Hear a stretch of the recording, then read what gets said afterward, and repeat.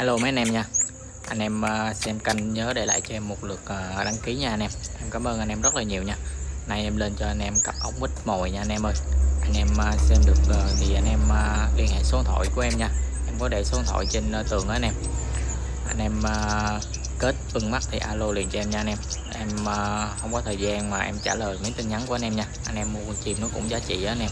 Anh em đừng có tốn một cuộc điện thoại để anh em mình nói chuyện cho nó nhanh gọn lẹ nha anh em ơi. Ok, cảm ơn anh em rất là nhiều nha. Thì nói qua thông tin của hai bé này nha anh em. Bé bên trái thì bé mồi 2 mùa nha anh em. Còn bé bên phải là bé truyền vừa song long nha anh em ơi. Ok, hai bé đều là đá tay hết nha anh em. Nét rất là dữ, đá tay luôn nha anh em ơi. Anh em thích cái bộ môn ốc vít này mà vừa đi mồi được mà vừa đá tay được anh em, vừa để ở nhà đi cà phê, bỏ vô lòng cà phê rồi chọc cho nó đá tay, cắn tay rồi anh em, thì bắt hai em này nha anh em ơi. Ok anh em nha.